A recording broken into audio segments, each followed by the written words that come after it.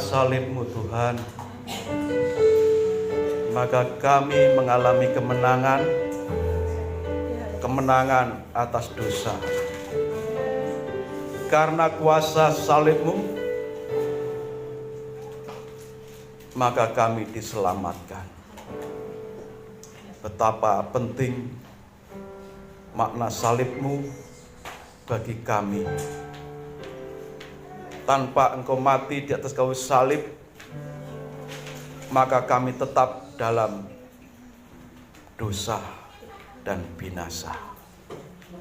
Terima kasih Tuhan untuk korban-Mu di atas kayu salib, supaya kami yang percaya padamu diselamatkan.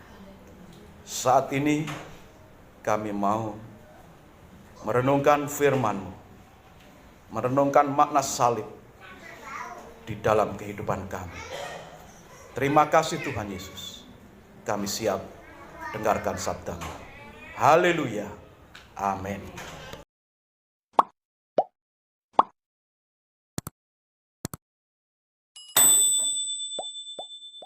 Haleluya. Haleluya. Puji Tuhan. Ya, kan belajar bersama-sama kebenaran firman Tuhan dari kitab Ibrani pasal 10 ayat 1 sampai 4. Ibrani 10 ayat 1 sampai 4. Kita akan membaca firman Tuhan ini berbalas-balasan.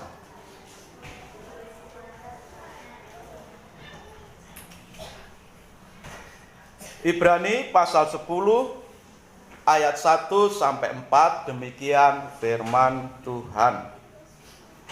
Di dalam hukum Taurat hanya terdapat bayangan saja dari keselamatan yang akan datang, dan bukan hakikat dari keselamatan itu sendiri.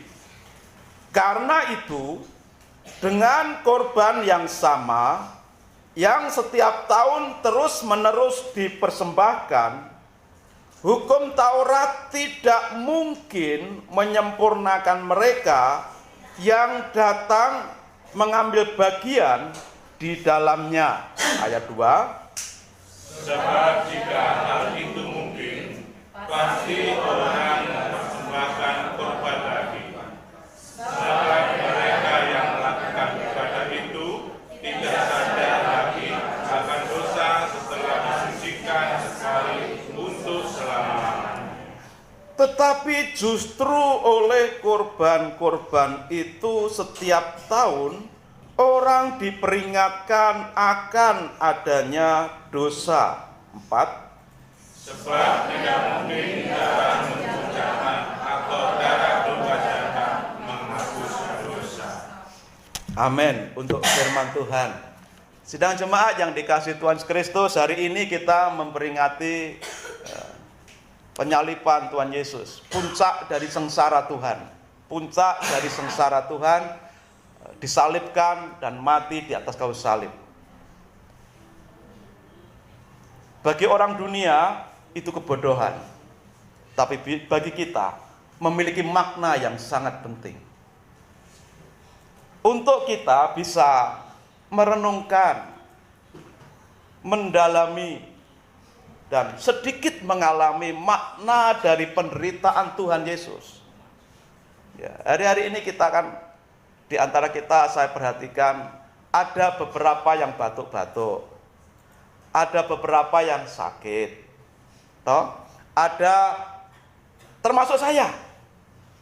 Sejak Kamis yang lalu, bukan Kamis ini, Kamis 2 minggu yang lalu, rasanya kepala itu berat, muter-muter, kadang terasa gelap kalau melihat itu. Akhir-akhir ini ditambah batuk lagi.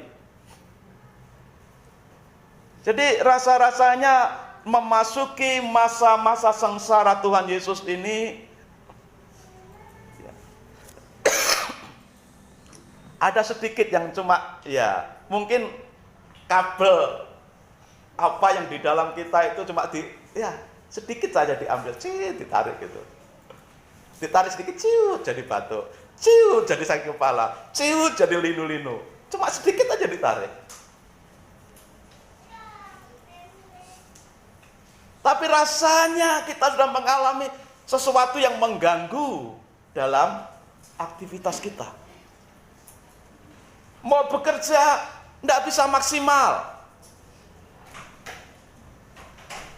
Mau ibadah juga tidak bisa maksimal karena ada banyak gangguan, entah batuk, entah sakit kepala, berat rasanya di kepala, entah muter-muter perasaan di kepala ini, macam-macam gangguan dalam diri kita, dalam segala aktivitas kita. Ya, hitung-hitung kita ya turut merasakan. Ya, walaupun dalam skala yang sangat kecil tidak bisa dibandingkan dengan penderitaan Tuhan, tapi paling tidak dengan batuk kita, dengan sakit kita, dengan rasa yang tidak enak dalam bagian tubuh kita, paling tidak kita turut merasakan. Iya ya, baru sakit begini saja, rasanya tidak bisa full beraktivitas, rasanya tidak bisa full bergerak, melakukan satu pekerjaan. Dan terasa sangat mengganggu. Terlebih lagi Tuhan memasuki minggu-minggu sengsara. Sampai hari ini kita peringati sebagai Jumat Agung. Hari di mana Tuhan mengalami sengsara maut di atas kayu salib. Kiranya apa yang terjadi dengan diri kita dan bertepatan dengan masa Jumat Agung ini bisa semakin menyatu makna penderitaan dan kematian Yesus di dalam hidup kita. Dan pagi ini kita akan belajar kebenaran firman Tuhan dari Ibrani 10 ayat 1 sampai 4 ini dengan judul pentingnya korban Kristus disalib. Pentingnya korban Kristus disalib. Saudara, lagu terakhir tadi menyatakan karena salibnya kita menang, karena salibnya kita mengalami keselamatan. Dan lagu sebelumnya, bukan karena amal, bukan karena kebaikan kita diselamatkan, kita diampuni dosa, tetapi oleh karena kasih Tuhan Yesus sampai mau mati di atas kayu salib. Dan melihat hal ini berarti sangat penting. Arti salib, arti kematian Kristus di atas kayu salib. Apakah makna penting kematian Kristus di atas kayu salib? Kita belajar dari 4 ayat ini. Hal yang pertama, dalam ayat 1 dikatakan, di dalam hukum Taurat hanya terdapat bayangan saja dari keselamatan yang akan datang, dan bukan hakikat dari keselamatan itu sendiri. Karena itu dengan korban yang sama, yang setiap tahun terus-menerus dipersembahkan, hukum Taurat tidak mungkin menyempurnakan mereka yang datang mengambil bagian di dalamnya. Dengan jelas dikatakan hukum Taurat itu hanya bayangan dari keselamatan yang akan datang. Artinya apa?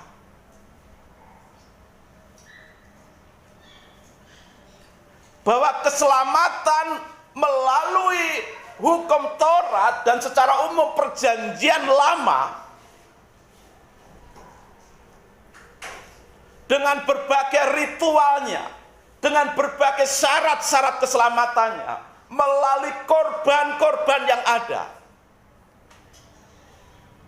semua itu hanya bayangan, hanya lambang, hanya simbol. Maka dikatakan tidak mungkin darah binatang bisa menghapus dosa.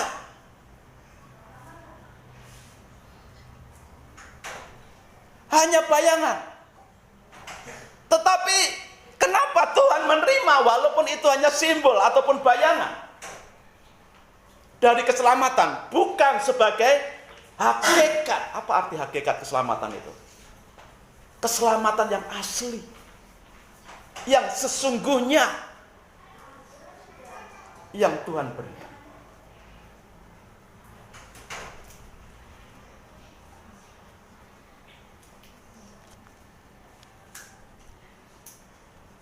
Korban-korban binatang, mulai dari Adam,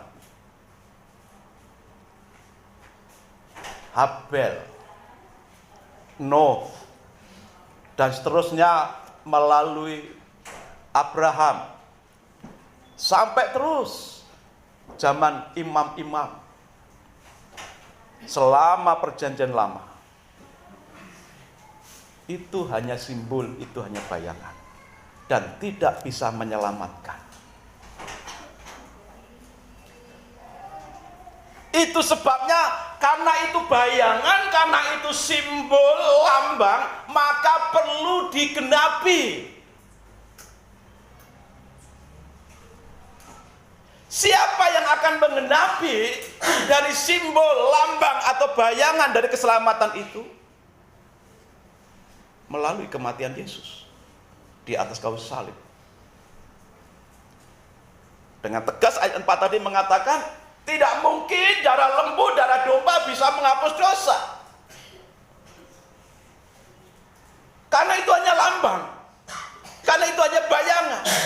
Yang bisa menghapus dosa harus melalui korban yang asli, yang sesungguhnya, yaitu melalui pengorbanan Yesus di atas kayu salib.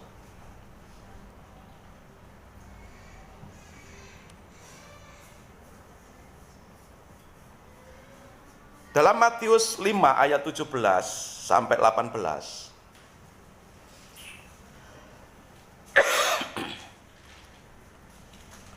Matius 5, 17 dan 18. Janganlah kamu menyangka bahwa aku datang untuk meniadakan hukum Taurat atau kitab para nabi. Aku datang bukan untuk meniadakannya, perhatikan, melainkan untuk menggenapinya. Karena aku berkata kepadamu, sesungguhnya selama belum lenyap langit dan bumi ini, satu iota atau satu titik pun tidak akan ditiadakan dari hukum Taurat sebelum semuanya terjadi. Jadi jelas kedatangan Yesus ke dalam dunia ini melalui proses kelahiran dalam peristiwa Natal sampai pada puncaknya disalibkan, mati di atas kayu salib, itu dalam rangka menggenapi seluruh hukum Taurat dan kitab para nabi.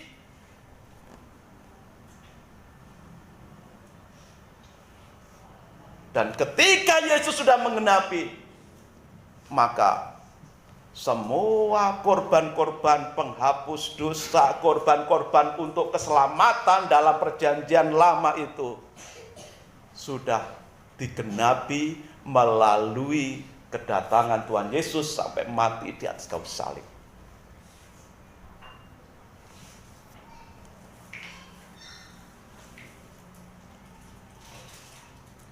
Korban-korban binatang setiap hari dilakukan. Tapi mereka semuanya, walaupun disebut sebagai nabi-nabi besar, imam-imam besar, tapi sesungguhnya mereka hanya melakukan bayangan saja, melakukan hal-hal yang bersifat simbol saja atau lambang dari keselamatan itu. Yang sesungguhnya tidak bisa menyelamatkan mereka sebelum Tuhan Yesus menggenapi di atas kayu salib.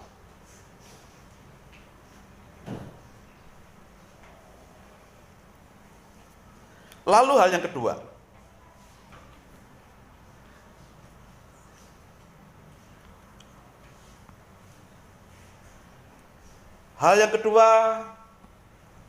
kita baca di dalam ayat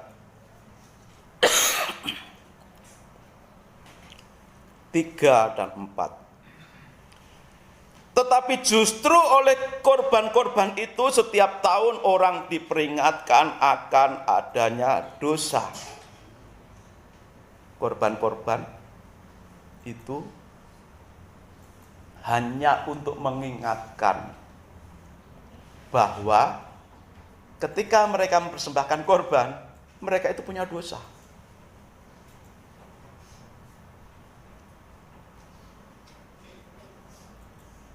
Dan sesungguhnya tidak bisa menyelamatkan mereka. Hanya untuk mengingatkan bahwa mereka punya dosa. Dan betapa banyaknya korban-korban yang harus dipersembahkan setiap hari.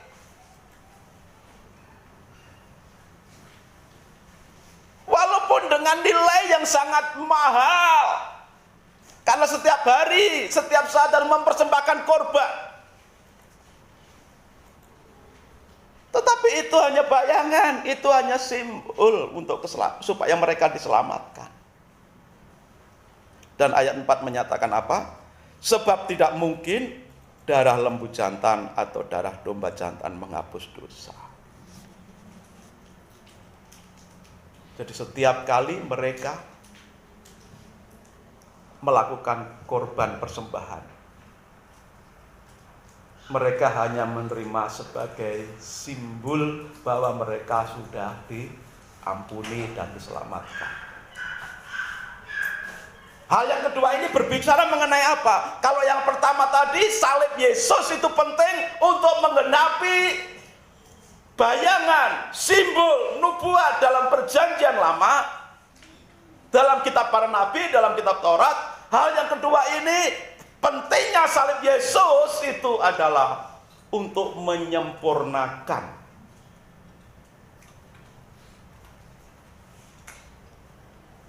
seluruh hukum dalam perjanjian lama, baik itu Taurat maupun kitab para nabi. Mulai dari mana? Dari Adam. Disempurnakan, digenapi di dalam diri Yesus yang mati di atas kayu salib. Maka kalau Yesus tidak mati di atas kayu salib, apa yang terjadi? Maka korban-korban semua yang dilakukan oleh orang-orang dalam perjanjian lama, betapapun banyak korban yang dipersembahkan, itu semua tidak akan bisa menyelamatkan mereka kalau Yesus tidak mati di atas kayu salib.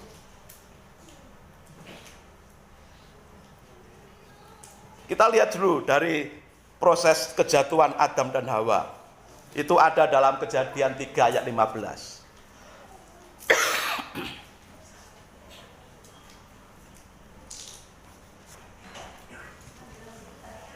Ini nubuat tentang korban Kristus di atas kayu salib. Kejadian 3 ayat 15. Aku akan mengadakan permusuhan antara engkau dan perempuan ini, antara keturunanmu dan keturunannya. Keturunannya akan meremukkan kepalamu dan engkau akan meremukkan tumitnya. Sejak manusia pertama jatuh dalam dosa, ular, bumi, dan perempuan itu, wanita yang berdosa itu, manusia pertama yang berdosa, Adam dan Hawa, semua dikutuk oleh Tuhan. Dan setelah ular itu dikutuk, ditambahi dengan kalimat ayat yang ke-15 ini. Aku akan mengadakan permusuhan antara keturunanmu dan keturunan wanita ini. keturunannya akan meremukkan kepalamu, dan keturunanmu akan meremukkan tumitnya. Kapan tergenapi ini? Saat Yesus mati di kayu salib. Kepala ular dihancurkan. Memang ada ular waktu Yesus salib? Tidak. Itu hanya simbolik saja. Nubuatan. Saat Yesus mati di kayu salib,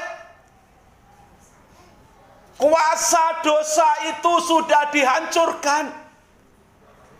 Maka firman Tuhan katakan, hai maut, di manakah sengatmu? Saat Yesus mati di kayu salib, sengat maut tidak lagi berkuasa. Sengat maut yang membawa akibat kebinasaan tidak lagi berkuasa. Dan sebagai ganti, kuasa maut dihancurkan melalui kuasa salib Yesus. Tumit Yesus dihancurkan saat dipaku di atas kayu salib. Ini nubuat. Pengendapannya kapan? Hari ini yang kita peringati sebagai Jumat Agung, Yesus mati di atas kayu salib. Tapi dari sejak firman Tuhan, Kejadian 3:15 ini sampai Yesus disalibkan, apa yang terjadi dengan mereka yang jatuh dalam dosa? Termasuk mulai dari Adam dan Hawa. Tuhan memberikan simbol, bayangan-bayangan untuk keselamatan mereka. Dalam Kejadian pasal 3 ayat 21 di bawahnya, setelah mereka jatuh dalam dosa, dan Tuhan Allah membuat pakaian dari kulit binatang untuk manusia dan untuk istrinya itu, lalu mengenakannya kepada mereka. Kenapa kok Tuhan membuat bagi mereka pakaian dari kulit binatang? Kenapa tidak membuat pakaian misalkan dari itunya kepompongnya ulat sutra? Kenapa tidak membuat pakaian untuk Adam dan Hawa? Mungkin dari kulit-kulit pohon-pohon atau dari daun-daunan. Kenapa Tuhan justru membuat pakaian untuk Adam dan Hawa dari kulit binatang? Ini simbolik. Ini lambang. Untuk membuat pakaian dari kulit binatang itu perlu disembelih. Darah dicurahkan. Dan inilah nubuatan. Ini bayangan dari keselamatan itu. Bahwa Adam dan Hawa akhirnya diberi pakaian yang sifatnya hanya sementara. Dari kulit binatang. Binatang yang dikorbankan oleh Tuhan. Lalu Habel. Kejadian 4 ayat 4. Habel juga mempersembahkan korban persembahan dari anak sulung kambing dombanya, yakni lemak-lemaknya. Maka Tuhan mengindahkan Habel dan korban persembahannya. Persembahan Habel diterima oleh Tuhan. Persembahan Habel itu dari anak domba yang disembelih, darahnya dicurahkan. Sekali lagi, korban binatang Habel ini pun hanya sebuah bayangan, hanya sebuah simbol untuk keselamatannya. Lalu maju lagi Nuh, Kejadian 8 ayat 20.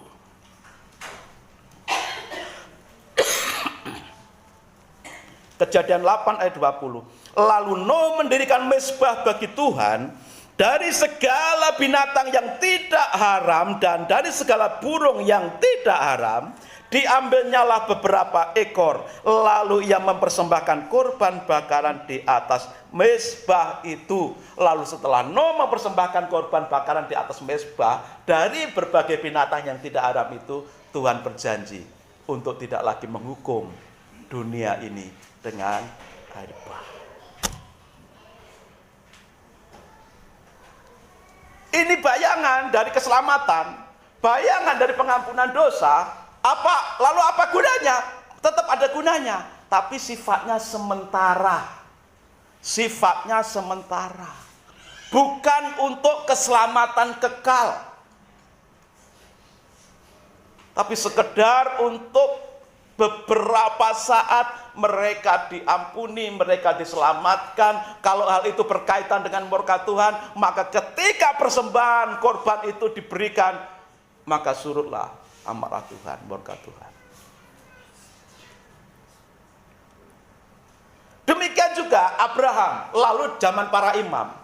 Semua korban-korban yang diberikan itu hanya untuk menggenapi nubuatan yang Tuhan berikan dalam Kejadian 3 ayat 15, sekaligus menyempurnakan seluruh persembahan-persembahan yang mereka lakukan sejak dari Adam sampai seluruh perjanjian lama yang mempersembahkan korban-korban binatang untuk minta keselamatan dan pengampunan dosa. Itu sebabnya ketika Yesus datang ke dunia, lahir ke dunia dalam peristiwa Natal, maka Yesus tidak lagi mengajarkan dan mengajak murid-muridnya. Tidak ada di situ, ayo kita sembelih anak domba untuk korban. Tidak pernah tercatat ayat itu yang keluar dari mulut Yesus untuk mengajar mereka, ataupun mengajak para muridnya, ataupun mengajak orang percaya pada saat itu mempersembahkan korban. Tidak pernah itu tertulis. Karena apa? Sejak saat itu tidak ada lagi korban. Karena apa? Yesus yang menggenapi dan menyempurnakan semua korban itu sudah hadir. Demikian juga setelah Yesus naik ke surga, para rasul, para murid-muridnya juga tidak pernah mengajarkan dan mengajak orang-orang yang sudah percaya Tuhan Yesus untuk mempersembahkan korban bakaran, korban sembelihan, untuk minta keselamatan, untuk penghapusan dosa, pengampunan dosa. Tidak pernah. Baik Yesus, para rasul, atau bapak-bapak gereja, tidak pernah mengajarkan dan mengajak untuk mempersembahkan korban.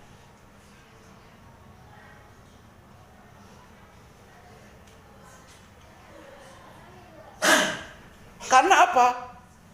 Dengan kelahiran Yesus sampai kematiannya di atas kayu salib, semua yang dalam perjanjian lama itu sudah tergenapi dan sudah disempurnakan oleh Tuhan melalui kedatangan Tuhan sampai mati di atas kayu salib. Loh, kenapa sekarang masih ada orang yang selamatan? Masih ada orang yang mengadakan nyembelih sesuatu supaya selamat, menjadi tumbal dan sebagainya. Mereka cuma nyontek dari perjanjian lama. Mereka hanya nyontoh dari perjanjian lama. Dan mereka tidak tahu bahwa itu semua yang dicontoh, baik yang namanya kenduri, keselamatan, menyembelih apa, untuk tumbal, itu semua sudah digenapi dengan kedatangan Tuhan Yesus. Bahkan sampai mati di atas kayu salib, itu untuk menggenapi. Yesus datang menjelma menjadi manusia, Allah datang menjelma jadi manusia inkarnasi dalam peristiwa Natal, dan Tuhan Yesus mau menjadi tumbal untuk keselamatan saudara dan saya. Maka ayat tadi pagi dalam Yesaya 53 tadi menyatakan apa, saudara? Yaitu tertikam dan diremukkan untuk keselamatan kita semua. Dia menjadi penggenap dan penyempurna semua korban-korban dalam perjanjian lama. Maka tanpa kedatangan Yesus ke dunia ini sampai mati di kayu salib, maka kita semua tidak selamat. Hanya lambang-lambang saja yang kita lakukan. Tidak ada artinya. Tidak pernah menyelamatkan dan tidak pernah menghapus dosa kita. Maju ke Ibrani 10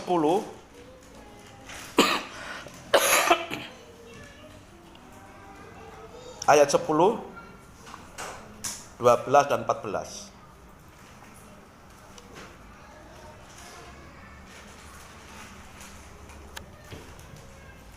Ibrani 10 ayat 10, 12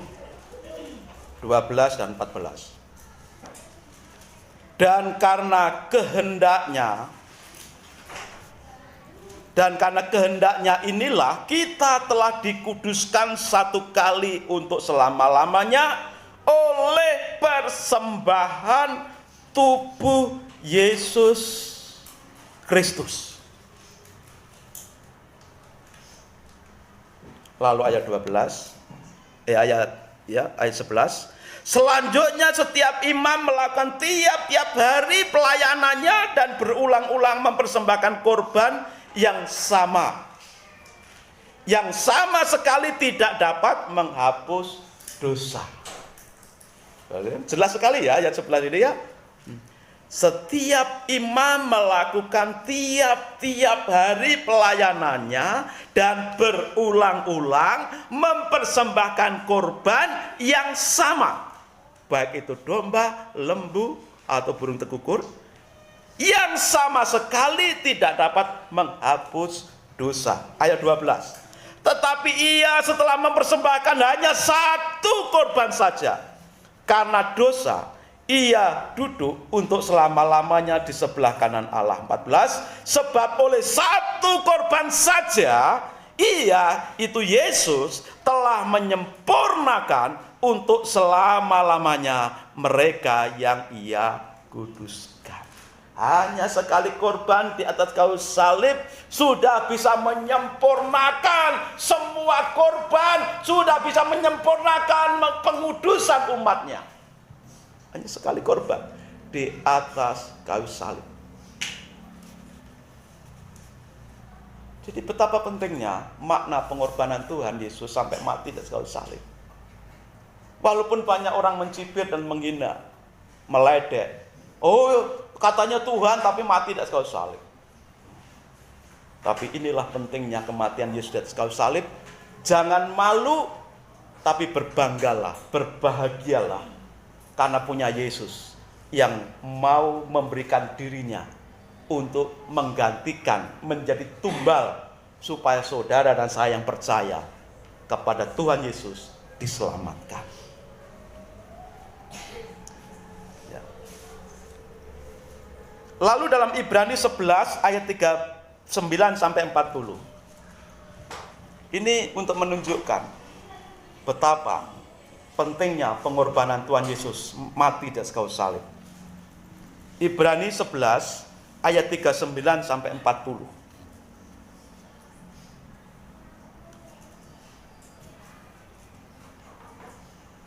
Dan mereka semua tidak memperoleh apa yang dijanjikannya itu. Siapa yang disebut mereka semua? Yang dikatakan tidak memperoleh apa yang dijanjikan itu? Tokoh-tokoh iman yang tertulis mulai ayat pertama itu, siapa itu sebutkan? Coba Ibrani 11 dari awal, siapa yang disebutkan di situ? Coba yang sudah menemukan. Ibrani 11 itu mulai ayat awal.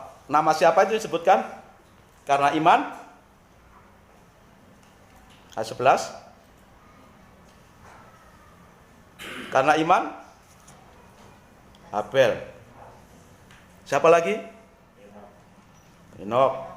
Siapa lagi? Terus ke bawah. Terus siapa lagi? Ya. Tunggu dulu. Abraham itu dikenal sebagai bapak orang percaya. Bapak orang beriman. Terus ke bawah lagi? Terus disebutkan banyak, ada Kaleb, ada siapa itu, Barak, macam-macam, tapi tidak ditulis semua. Kalau ditulis semua tidak cukup. Ada pahlawan-pahlawan iman. Dan semua yang tertulis namanya itu maupun yang tidak tertulis, yang mereka mati mempertahankan imannya, disimpulkan dalam ayat 39 itu. Dan mereka, termasuk Abel, termasuk Henok, termasuk Nuh, termasuk Abraham yang punya panggilan sebutan bapak orang beriman. Mereka semua tidak memperoleh apa yang dijanjikannya itu, sekalipun iman mereka telah memberikan kepada mereka suatu kesaksian yang baik. Iman mereka menjadi kesaksian yang baik untuk kita semua. Betapa mereka mati dalam iman, betapa mereka hidup mempertahankan iman, mati di dalam iman. Tetapi mereka tidak memperoleh apa yang dijanjikan, yaitu keselamatan yang sesungguhnya itu.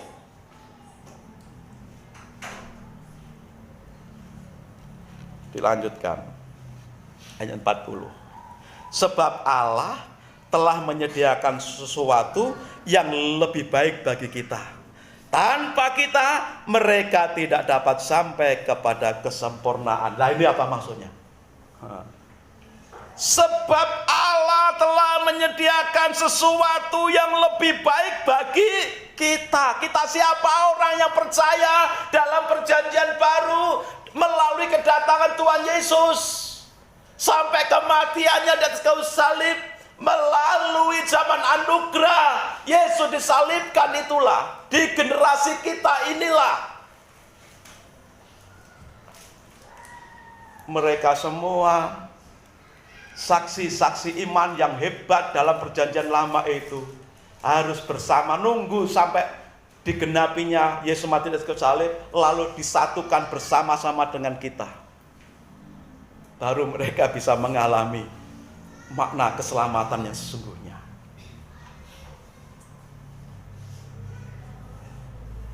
Tanpa kita, mereka tidak dapat sampai kepada kesempurnaan, karena kesempurnaan itu hanya melalui percaya kepada Yesus.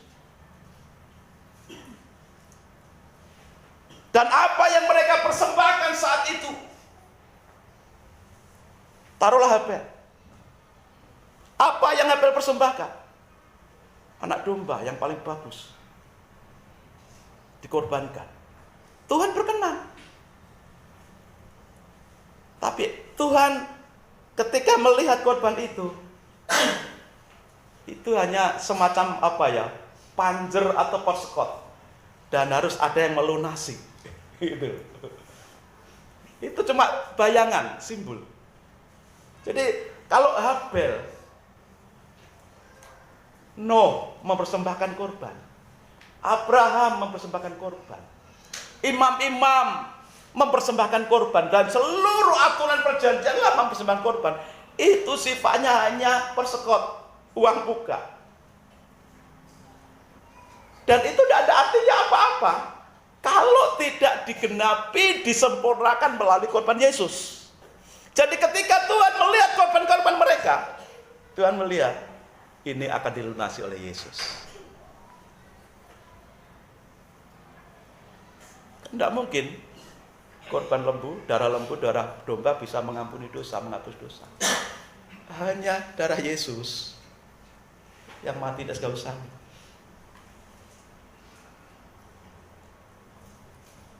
Dan mereka tokoh-tokoh saksi-saksi iman dalam perjanjian lama itu nunggu kedatangan Tuhan Yesus sampai mati di kayu salib, dan bersama-sama dengan kita yang percaya Tuhan Yesus, mereka akan memperoleh keselamatan yang sesungguhnya itu.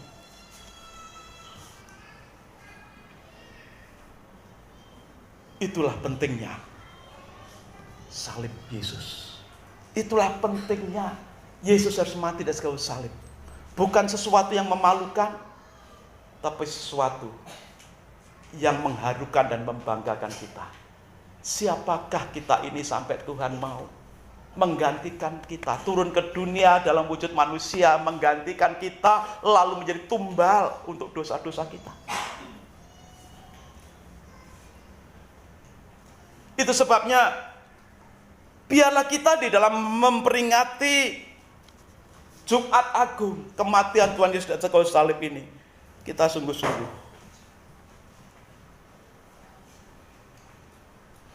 melihat keagungan hari ini di mana Tuhan korbankan dirinya. Yesus korbankan dirinya.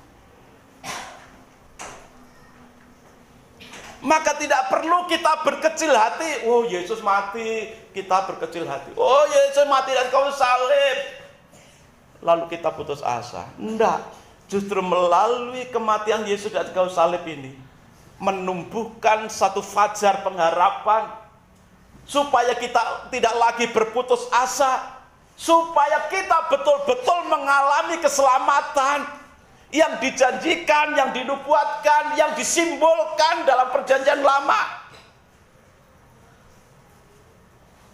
Dan biarlah kita semua bisa menjalani hari-hari ini ke depan, apapun situasi kita. Mari kita syukuri dengan mentaati Tuhan yang sudah menyediakan dirinya untuk korbankan diri, menggantikan saudara dan saya dulu.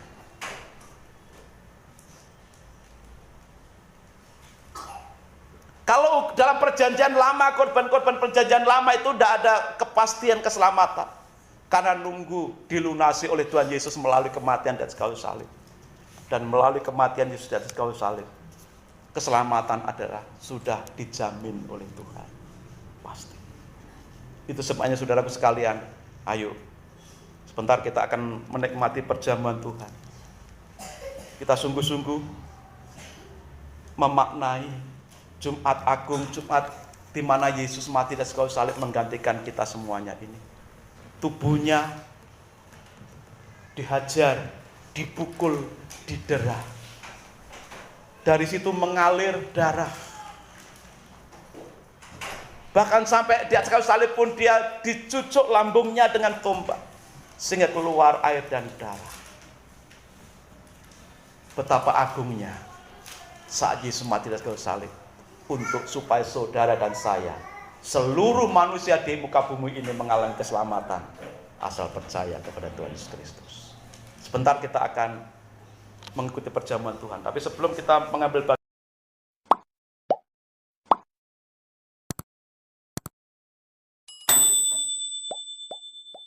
bagian dalam perjamuan Tuhan, Pak Yoyo akan membawakan sesuatu supaya kita bisa lebih memaknai arti dari pengorbanan Tuhan di atas kayu salib. Pak Yoyo sebentar akan menyampaikan, akan membawakan apa yang akan diperagakan beliau ini. Silakan Pak Yoyo.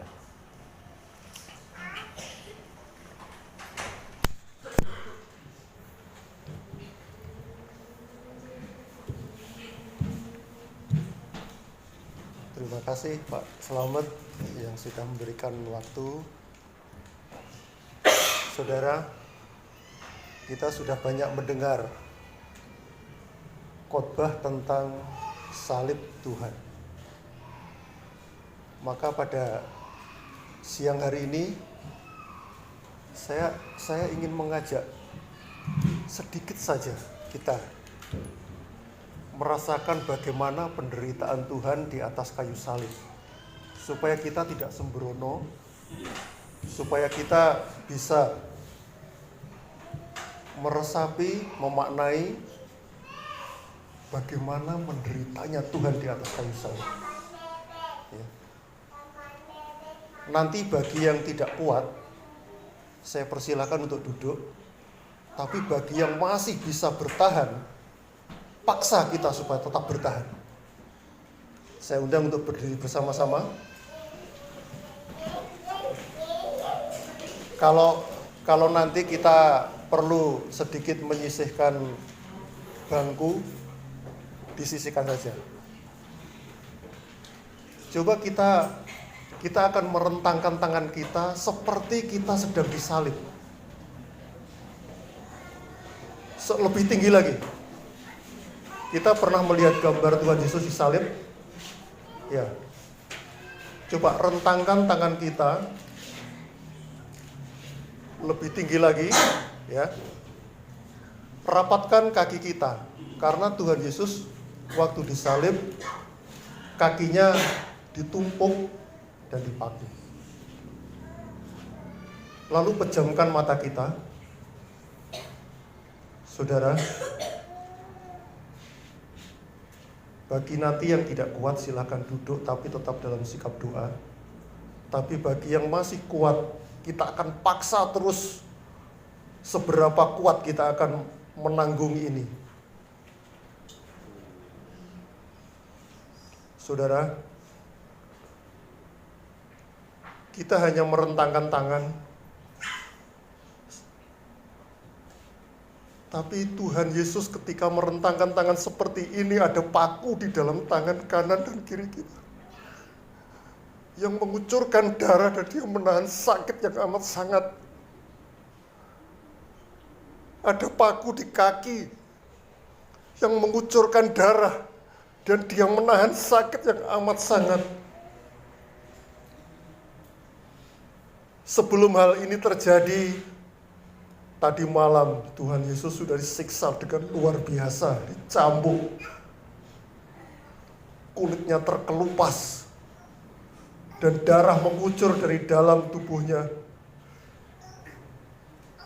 Saudara bisa merasakan bagaimana sakitnya Tuhan Yesus. Dan itu harusnya kita yang menanggung itu. Namun Tuhan rela menanggung itu. Dan Anda tahu berapa jam Tuhan Yesus tergantung di atas kayu salib? 3 jam. Apakah kita tahan menderita selama 3 jam dengan darah mengucur, dengan luka di mana-mana? Bahkan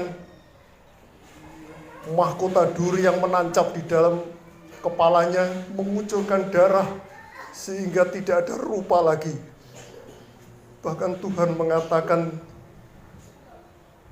seperti bukan rupa manusia lagi. Dan itu harusnya kita yang menanggung itu karena dosa-dosa kita. Tetaplah bertahan bagi yang kuat. Tetaplah bertahan. Tetaplah bertahan. Seberapa lama kita akan bisa menahan ini? Sementara kita hanya merentangkan tangan saja. Dan bayangkan Tuhan Yesus tidak hanya seperti sikap begini, tapi menahan sakit yang amat sangat. Apakah kita akan sembrono memandang salib? Apakah kita memandang remeh salib itu?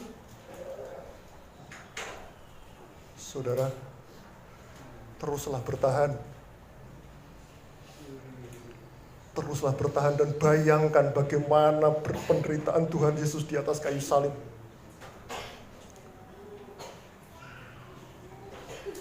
Apakah kita kuat selama 3 jam seperti begini tergantung di atas kayu salib?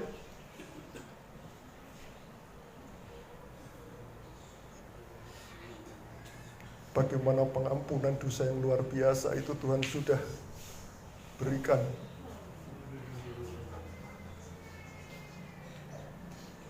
Teruslah bertahan.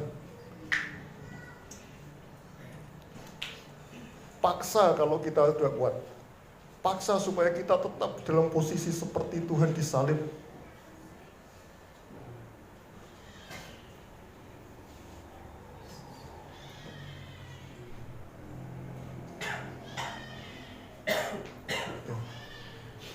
Terus angkat tangan tinggi, angkat tangan lebih tinggi lagi. Karena ketika Tuhan Yesus tergantung di kayu salib, seperti itulah.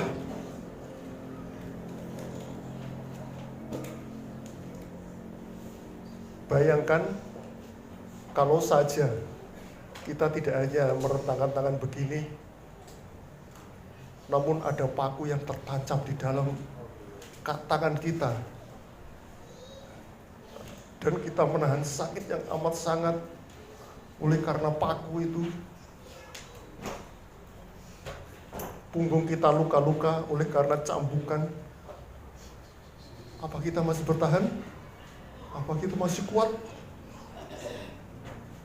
Bagi yang tidak kuat silakan duduk, namun tetap dalam sikap doa.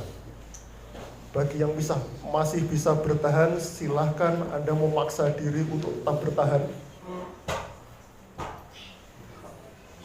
Seberapa kuat kita? Apa kita mau meremehkan salib?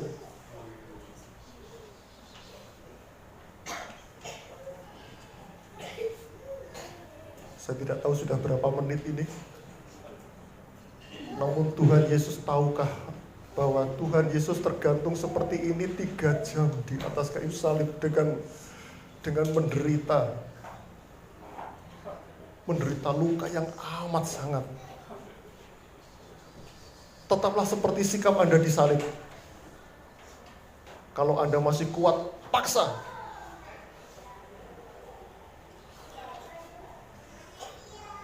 Kalau tidak kuat, silakan duduk.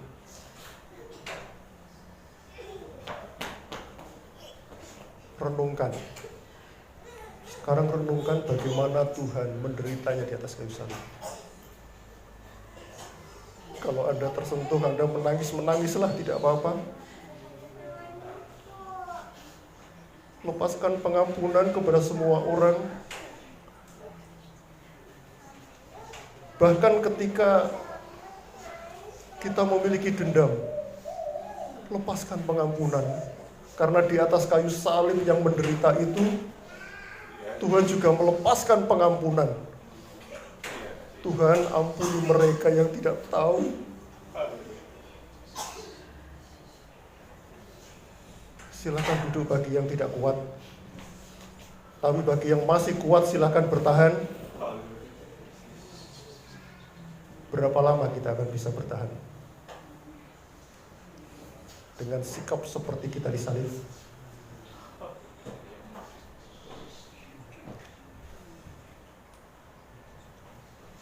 Dengan begini, apa kita bisa merasakan sedikit penderitaan Tuhan Yesus? Bagaimana saudara? Kita mulai lelah. Banyak yang tidak kuat. Ya.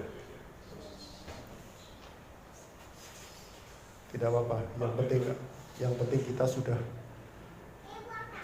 bisa merasakan sedikit penderitaan Tuhan Yesus. Ternyata banyak yang tidak kuat ya. Mari saya serahkan kembali kepada Pak Selamat.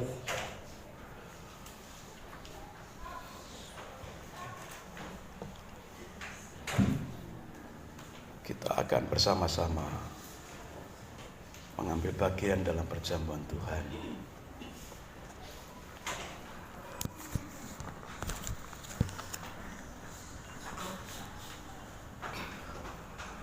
Betapa agungnya salib Yesus. Betapa pentingnya salib Yesus untuk kita. Haleluya. Itu sebabnya mari melalui peragaan tadi kita lebih lagi menghargai makna pengorbanan Tuhan dalam hidup kita. Makna penderitaan Tuhan, bahkan kematian Tuhan di atas kayu salib. Kita yang hanya merentangkan tangan beberapa saat itu sudah terasa berat, sudah terasa lelah. Bagaimana dengan Yesus yang sekian jam mengalami penderitaan dipaku di atas kayu salib? Biarlah ini semakin membuat kita meresapi makna pengorbanan Tuhan di Jumat Agung ini. Dan kita akan sungguh-sungguh mengambil bagian dalam perjamuan ini. Karena Tuhan begitu besar kasih-Nya kepada kita sehingga Ia rela mengorbankan dirinya sampai mati di atas kayu salib supaya saudara dan saya diselamatkan. Haleluya. Itu sebabnya sebelum mengambil bagian dalam perjamuan Tuhan, mari kita mengaku dosa di hadapan Tuhan. Dan mungkin tadi saat kita merentangkan, Tuhan sudah minta ampun kepada Tuhan, sekaligus melepaskan pengampunan, dendam kepada orang lain. Saat ini sekali lagi, mari kita datang minta ampun kepada Tuhan. Karena Tuhan berfirman, jika kita mengaku dosa kita, Ia itu setia dan adil. Ia akan mengampuni dan menyucikan kita semuanya. dari segala dosa dan kejahatan kita. Mari kita minta ampun kepada Tuhan.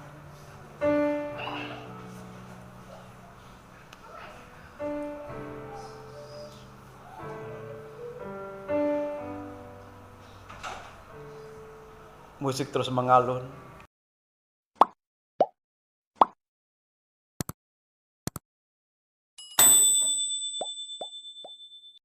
Dan pujian akan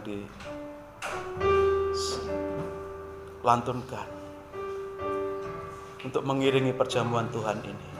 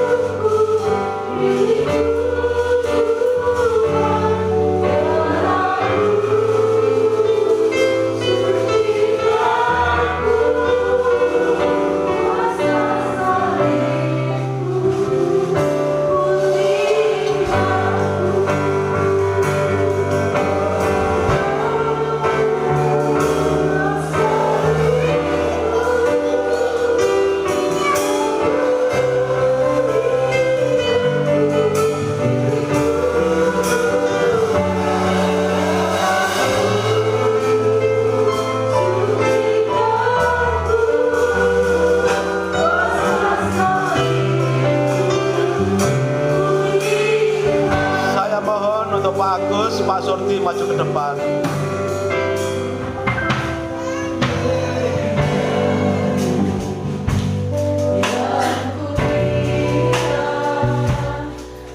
Love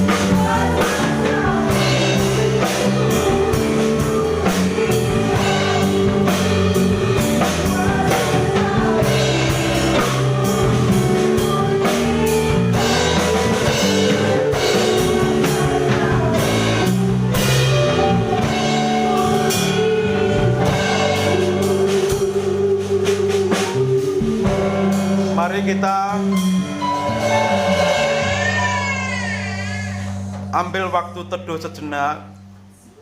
Semua adik-adik, anak-anak, ikuti perjamuan ini dengan khidmat, dengan tertib. Demikian firman Tuhan. Sebab apa yang telah kuteruskan kepadamu, telah aku terima dari Tuhan, yaitu bahwa Tuhan Yesus pada malam waktu ia diserahkan mengambil roti. Dan sesudah itu ia mengucap syukur atasnya, ia memecah-mecahkannya dan berkata, inilah tubuhku yang diserahkan bagi kamu, perbuatlah ini menjadi peringatan akan aku. Mari kita makan bersama-sama dalam nama Tuhan Yesus Kristus.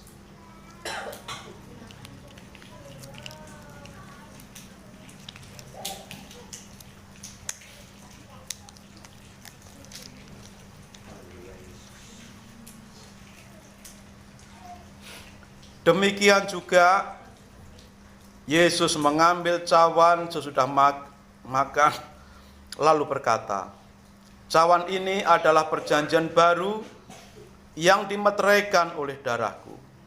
Perbuatlah ini setiap kali kamu meminumnya menjadi peringatan akan aku. Mari kita minum bersama-sama dalam nama Tuhan Yesus Kristus. Dengan kasih Kristus, Pak Yoyo akan mengucap